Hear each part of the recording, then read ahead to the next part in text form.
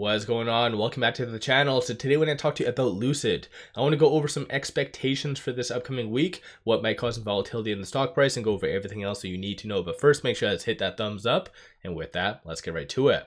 So this upcoming week, data point wise, you have a couple of Fed speakers near the beginning part. Tail end, you have manufacturing data. So that one is going to be a big one that a lot of people watch. In theory, anything above 50 shows more of an expansionary stage in the broader market.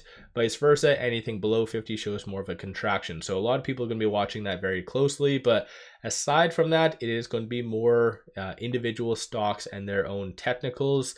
And then technically companies unveiling their earnings. A couple big ones in the EV sector. So you have NIO, XPeng, Workhorse. But in reality, let's not kid ourselves. It's going to come down to NVIDIA and what they say for their future guidance, and potentially how their third biggest customer is like possibly committing fraud and all the other crap. So it's going to come down to NVIDIA earnings as well as manufacturing data. So we'll just have to wait and see how that does all play out. Going into this upcoming week though, the fear and greed index is under the neutral category. So people's appetite for risk isn't necessarily there as much as I'm sure a lot of people would really like. There isn't anything planned associated to Lucid itself. But then again, they did an interview on Friday and that was just out of the blue. Of course, they pre-scheduled it and all the other stuff, but they didn't let the public know. So who knows? That would be good to see more and more of those types of interviews. Just the fact that Peter's showing his face, I think, is definitely deserving of a round of applause. Yeah, even though given Lucid's stock price and all the other stuff. But with future data, so over the next 2 weeks, even though potentially Trump might be kind of killing that whole 75 to 100 tax credit, even though Lucid doesn't really qualify for all of that, but of course through that mid-size eventually in 2026, that would still be under Trump's term. Technically they would that would benefit, but still that's a couple of years out. The next big thing for Lucid, and data points would really influence it, is rate cuts. So right now there is a 59.9% likelihood of a 25 basis point cut for the December 18th meeting. So I feel like that will be very beneficial to Lucid as well as the whole EV sector. EV sector is very sensitive to interest rates, especially consumers' buying power and whatever else. So definitely watch for the data very closely. Like I said, with Friday's one manufacturing, that's more of a good macro data point. So like I said, Powell will be really watching that very, very closely. Moving on from that though, shorts. So shorts have been fairly active. Over this last week, Lucid has shown some signs that it did want to break out with the broader market, but shorts during those days really tried to suppress, and it did largely work. They suppressed Lucid. So 23.81% of the free float is being shorted. So that's going into this week.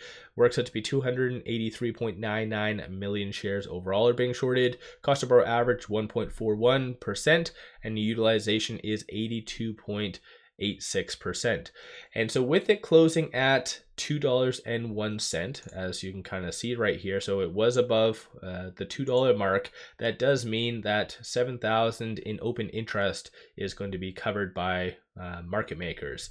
I know, even though it's kind of crazy, there was just a lot of people clearly betting on Lucid going down, but there is 7,000, so that does equate to roughly 700,000 shares. So you might see a quick blip up on Monday as market makers do cover that, because they don't have a lot of volatile stocks such as Lucid readily available. So something to kind of keep in mind.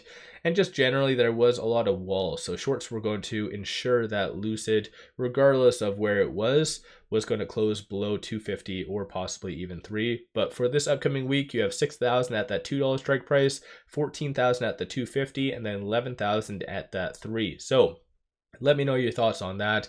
As I've stated in the past, I really do like options. So just take the time and research on how to do options, because whether you're bullish or bearish, you can definitely make a lot of money in either direction. And so again, just invest in yourself, do your own due diligence, and all the other fun jazz. But one thing that has been somewhat lagging is big money really getting into Lucid. So hopefully with this upcoming week and Lucid kind of being at the lows, like all-time lows for the most part, that hopefully will incentivize some buying. So right now with it at 201, it is trading between this S1 and this S2.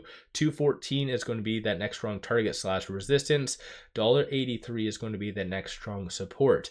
Didn't touch either of them on Friday, but in my opinion, like I said, going back over here, you have NVIDIA earnings on Thursday and then manufacturing on Friday. Beginning part is going to be more technical driven. So I feel that there is going to be kind of more of a further pullback, and it might even touch this S2, but I feel like this S2 is going to be that saving grace and really incentivize a lot of big monies to start buying the dip, if that makes sense. So I feel like it is going to have that pullback in the first 2 days of the trading day, but it is going to push higher. I'm not here to say it's going to get to the 3s or whatever else, but at least it will continue to trade between this pivot and this S1. So that's just my thoughts. Of course, my crystal ball is sometimes wrong, so do your own due diligence, like I said. But going into this upcoming week, it is below a lot of the key pivotal moving averages, lower percentile of the Bollinger Band. Stochastic is very oversold, so like I said, if it gets to that key point of the $1.80 range, that will really incentivize hopefully a lot of value investors, whether it be institutions or retail, to start buying in.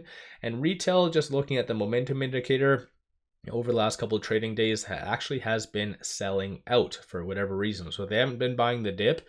And if you're part of that group that hasn't, give yourself, I guess, a shout out on potentially why you haven't been doing that. But even just looking at the momentum, it is below 0. So that does mean that there's more kind of sellers than buyers in general. So retail has just been not really interested in Lucid. Last time they were kind of getting interest or peaked, the interest was August/September.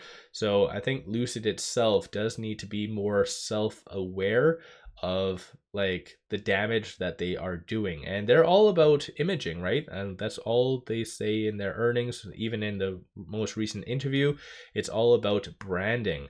I feel that they are doing a bad image on the shareholder viewpoint, because I'm sure a lot of shareholders were going to and still might buy a Lucid, whether it be a Gravity, midsize, Air, or whatever else. But they definitely do need to do something as far as PR to incentivize and shake things up a little bit. So I think given the status quo, it's definitely not going to be all that great. So that's my predictions for this week, what's going to cause some volatility in the stock price. Like I said, I feel like $1.83 will be hit and then kind of move higher from there. So what's your thoughts on Lucid? Give yourself a shout out if you have been buying, if you've been selling. I did buy one share on Friday for $1.97 or $1.98 just for the hell of it. It was only one to share, but still, I just wanted to kind of make a point. But with all that, don't forget to hit that thumbs up. And one final thing, I did launch membership. So if you like the channel and support the growth, you can definitely join as a member. And plus, I do have access to private Discord where I give buy signals on stocks and options. So kick-ass offer for that in the description below. With all that said, appreciate all of you watching.